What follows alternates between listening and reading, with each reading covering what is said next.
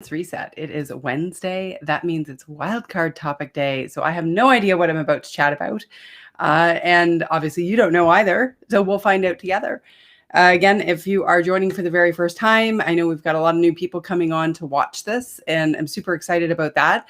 Essentially what it is I do 20 to 30, 40, maybe minutes, depends on the day, just talking about a topic that is going to help you and me with our personal and professional development. And, just giving ideas and hopefully inspiring you to have a better day. So whether today has been amazing so far and you want to just keep riding that momentum, awesome. It's still early enough in the day, depending on where you're joining us from around the world, to reset the day. So often we will have a day that maybe isn't kind of like, we're not really in the groove. At least I've had a lot of those days. And, next thing you know, it's like, well, you can either let the day kind of go and not have a fully productive day, or you can stop, you can reset and choose to have a phenomenal day. So that's what this is all about. Join me in the chat and I will pull your comment up on the screen. Now, wildcard topic day means we got to choose one of my books. Gosh, I wonder which one we want to do. Well, okay, so here are two. I don't have the other one right here. So it's out of one of these two. Where do we want to go? Which one? I don't know. Well, let's... can't decide. If somebody were there to chat, they could choose. Let's go to this one. This is an old book of mine. It's still used, though. There's a couple of universities that use it as part of their curriculum to help people. Okay, so 1, 2, 3. Yow! Should we stop right there? Oh, yeah. Okay, so pick a hard one. That's all right. Last week was a totally easy one. All right, who have we got? Corey, thank you. Yes, I do love this top as well. I appreciate that. This funny video said, stop what you're doing. As I stopped this, I was multitasking and my Facebook got notified that you're live. So isn't that great? Yeah. If someone were there to catch, guess I didn't notice yet. Yeah. Well, you know what? I was a few minutes late because I had been on the road the last few days, and that meant I had to set up my computer and my mic and my lights. And anyway, okay. So here's what I've chosen, and this is going to be the topic for today. It's about communicating you. And what I think that, remember, I wrote this book in 2012, so we're going to remember it. But here's, it is in relation to the elevator pitch, which, as someone who originally started my work teaching networking, I am adamantly against the elevator pitch, the traditional elevator pitch. So if you have not heard of this, essentially what it is, and if you've been networking, used to, go to events or whatever, I'm sure you've heard of this elevator pitch. And the idea is that what you do is, when somebody says to you, what do? You give them a very often adjective heavy blurb on what you do, and spew out all of this often very complicated stuff, right? Like it's like adjectives that gets so much pressure. Like, I know I used to work with a lot of advisors, and we'd be in a workshop together and I'd bring up the elevator pitch and they'd be like, oh God, not. And like, they just cringe. I'm like, good, I don't want you to use it anyway. But they had so much pressure put on them in order to actually have this perfectly crafted 30-second pitch. And so there's many fundamental reasons why it doesn't work. And I have an alternative solution that I'm going to share with you. Hopefully I can remember all the details, but this is a riff, so no judgment if I don't. So the original concept of an elevator pitch was this. If you were in New York City and looking for an investor or someone who would be a perfect client, and you got in the elevator with them on the bottom floor, and by the time you got up to the penthouse, could you convince them to actually give you a shot in a proper meeting so you could pitch your services and get them to say yes. So if ever you're caught in an elevator with your absolutely ideal, perfect prospect, and you only have that 1 minute or 30 seconds to sell them to ever talk to you again, then I'm going to encourage you to use an elevator pitch. Perfect time for an elevator pitch. Thing is, that's not how real life works. That's not how relationships are built. That's not how sales are done. That is not how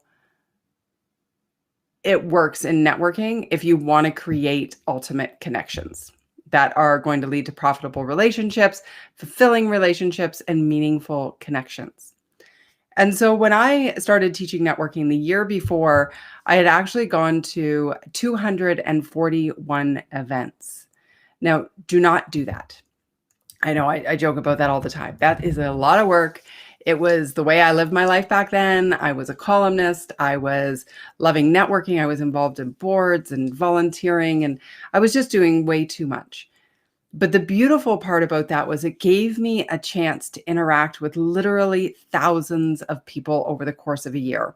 And I did that actually for many years. So I had this ability to, or this unique lens through which to watch connections unfold. And people would use the elevator pitch. And I remember once I was talking with someone and introduced, and somebody said, "Oh, what do you do to this other person?" And I was just the third person in the thing. He said, "I make people's dreams come true." And I'm like, oh God, like, are you at Disneyland? Like, what is going on here? But he'd been taught that you needed a catchy pitch. And then, of course, to create interest, oh, what does that mean? It's like, oh, well, I help bridge people's dreams with their financial reality and their future reality. And it's like, okay, like if the first question somebody asks you in a relationship, your answer is tainted with bullshit, your ability to create trust is jeopardized. The gut reaction, when somebody says a cheesy elevator pitchy thing, it just doesn't work. And then if you go the next way, so there's the really kitschy thing, right? And then the other way is the really complex, vague.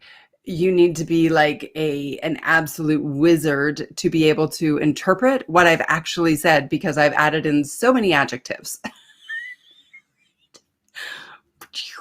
Again, how do we build trust if the first time we answer a question, it doesn't make sense? So what I came up with was what I call the 5, 10, 15. Because here's the thing. Now, Corey's got a note here about elevator pitch. Let's see what he say. Elevator pitch isn't how things are built. It's brilliant. I'd say I'm a creative person. I hard worker. I get at least one of those from my dad. I know for sure. I do my best to give it all, and I need help finding the people that are looking for what. Hold on a sec. I can't see. People crafting my approach. I don't think fully of how everyone's different. Could work better. I see there were 4 now, 2 viewers. Yeah, I know. I don't even look. Actually, you know what I do? I cover up the number of viewers, so it doesn't even distract me, because if one person's here, I'm happy. And then if it gets shared, it goes. So thanks, Corey, for keeping an eye on that. Yeah, so with the elevator pitch, so the 5, 10, 15 works like this, because there's a catch, right? Like we have to, like the essence of an elevator pitch so people get who we are is important, because if we go networking and we never tell anybody about our business or what services we offer, then how are we really going to, be the person they think of when they need it? And yet this whole pitchy idea doesn't work, because networking is about connecting and finding the people with whom you want to connect again. And pitching is for the sales process, which is down the road, which is a very different situation. So 5, 10, 15 is a 5-second, 10-second, 15-second. So it takes the 30-second to 60-second elevator pitch, splits it into 3 sections that become exceptionally relevant.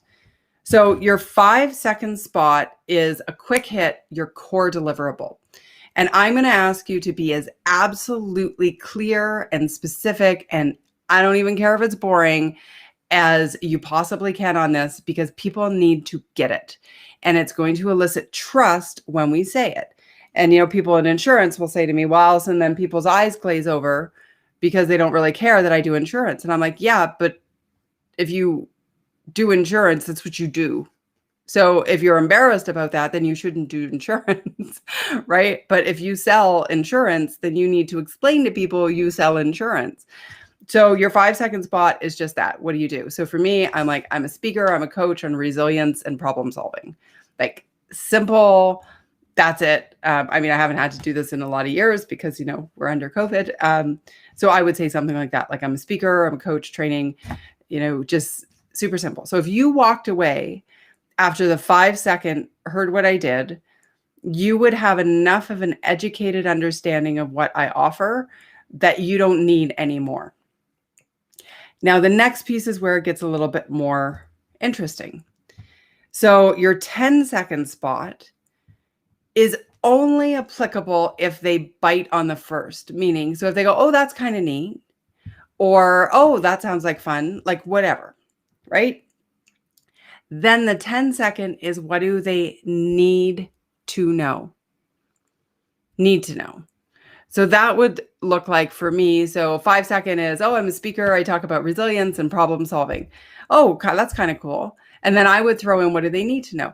Yeah, I work with companies or speak at conferences to really help people, deal with their stress and their risk of burnout while maintaining productivity. So still, that's a bit wordy. I wouldn't use that at a cocktail party, but just giving an example. So something under 10 seconds that gives more context to what you do. It might identify the kind of people with whom you work. It might identify something that would trigger them, so that if 3 days from now they are sitting at a dinner table with a friend and the friend says, oh my gosh, I'm planning a conference. And they would go, oh my gosh, I was just talking to this person, Allison. She's a keynote speaker. She talks about resilience and problem solving. And boom, there you go. There's the intro. So that's what they need to know. But here's where this concept of 5, 10, 15 takes the elevator pitch and blows it out of the water. The next piece is tells them what they want to know. See, when we go into a 30-second elevator pitch, a traditional one, we're spewing what we want to share. Like, we're going to start, and many people will take the full breath. I right? And they will just spew out all this stuff with no feedback and no communication from the other person. And so at some point they might say, like, you could do your whole spew and they might say, oh yeah, I sell insurance too at the end. Or their brother might be an insurance person, or, it could be anything. And so it was totally wasted breath. And you missed an opportunity to create a meaningful connection, because now they're like, ugh, don't care. But with the 5, 10, 15, somebody asks you, what do? You give them the 5-second, just the core. Now they get it. If they don't respond or they ask you another question, you move on. But if they give you a little bit of indication that that was interesting of some sort, or they'd like to know more, you give them under 10 seconds of something that helps them put what you do into context. Okay, so we've covered that. But now for the 15 seconds, we take the conversation wherever they want to take it. So after you say, if you were to say something like, so for my example, yeah, I go into companies and I help them figure out with their stress management and risk of burnout, lowering that. Really just love what I'm doing. And they may say, oh, you know what? My company hires speakers all the time. And then the conversation might go in that direction. Or they might say, oh, you know what? I've always wanted to be a speaker too. And then the conversation would go in that direction. Or they might say, I've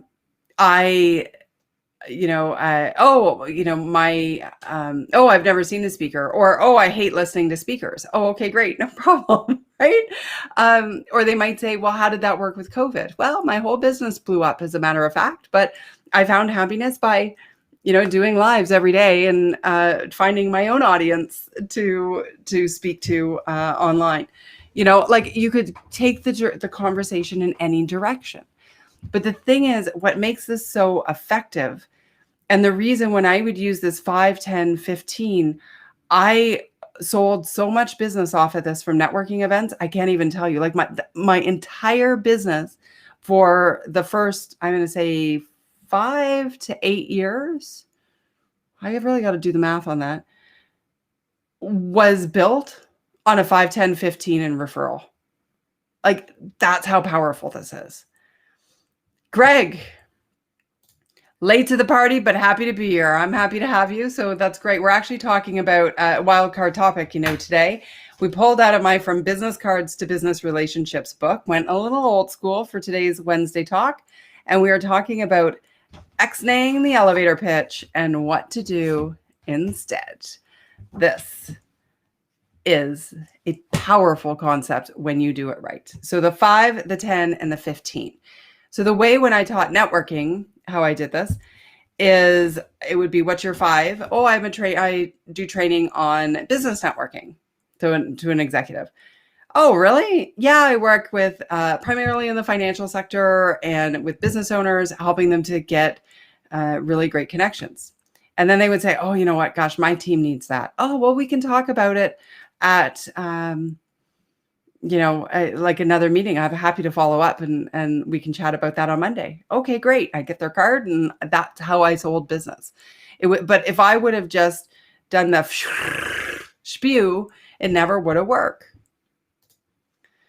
Not sure I'm seeing Craig's comment on the side of the screen, even when scrolling, but welcome, Greg. Yeah, well, Corey, you know what? Because Greg is tuning in from LinkedIn. So there's LinkedIn, YouTube, Facebook, and my Facebook page all simultaneously are streaming thanks to Restream.io. Yeah, love technology. So this is it. What's your core deliverable in the nutshell? What do you do? High trust, when we're clear, we don't make it too kitschy. I mean, you could really use this kind of principle as well in our LinkedIn profiles. I've always struggled with my LinkedIn profile. I don't know. It's one of those things. I should probably read my old book.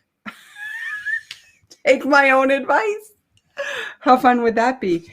Actually, this would probably be quite helpful if I went back to this. And then what are the 2 most important things need to know about what you do? So that's in your 10-second spot. And then what are the likely questions new contacts may ask you? And, you just have to wait for them to ask it, for them to comment. And then that's when you trust yourself and your ability to have good, solid conversations that you can just take it wherever it really works. All right, what's Greg saying? Very cool. 2-way conversation versus a megaphone. Yes, what a great analogy. That's exactly it. Because, we're taught this elevator pitch, and it's like a megaphone thing. It's like, I want to tell you exactly what I want to tell you about my business, when right now I haven't even earned the right for necessarily you to care, right? Because when people ask you, what do you do? It's generally just a throwaway line to try to put you into some sort of a box or context or start a conversation. It's not really something that people are sitting there desperate to know what you do. I don't think at a party, right? Like they just aren't. All right. Okay, so here is Corey saying something about as you can. I didn't see you as a tech nerd. Oh my gosh, I'm such a tech nerd. I love tech. I dive into tech all the time. Yeah, I love it. Aw, thank you. Such an inspiration. Sometimes hard to follow your own advice. Yeah, I know, hard. But sometimes because I've given so much advice over the years, right? Like hundreds of speeches and, 4 books and all of that. Sometimes it's hard to remember my advice. It tends to just flow through. But anyway, I hope that helps. If you are someone, especially as we start going back out into these networking events, back out into like live events. I know I've got a few keynotes coming up this fall in person. Right now, everything is in London, Ontario, that's in person. So I'm really excited about that because, I love London. And that is at RBC Place London and some other hotels, etc. So really excited to see that. But as we go back out, there can be some anxiety around networking. And one of the things about how do you explain what you do, I don't think it's as big a deal now, but even 5 years ago to 20 years ago, like that window, when I was building out my career, I got to tell you, it was a big deal. It was a lot of the companies would train people on coming in and doing their elevator pitch. And then I'd come in and go, please don't do that. Because it sucks on the receiving end. Anyway, it's awesome. Awesome to get to have these opinions. So I hope you have had a beautiful day. And I actually have a client coming to the house. So I am going to turn off my camera and shut down for this afternoon and do a coaching with somebody. So yeah, really excited about that because I do love to coach. And I hope you've had a beautiful day. If not, then this is your chance to reset and make it fantastic. Until tomorrow, I don't know what the topic is yet for tomorrow, but it'll be good. So thank you. And Corey, thank you for all your comments. I didn't get to bring them all up because some of them are long and they won't all show on screen. But yes, it is a blessing to have clients. I am absolutely, getting clients. We can totally talk about that. Absolutely. That's a good suggestion, actually. How do you get clients? Okay. Hi there. Cayman. Is it Cayman? Am I saying it properly? If not, please send me a note and I will fix that for next time. Awesome to have you here and you're welcome. And well, hello, Professor Dewan. Nice to see you. I didn't know. See, I don't even know who's here until the end, but I'm really grateful you are. So until tomorrow, may you stress less, do more, and be happier.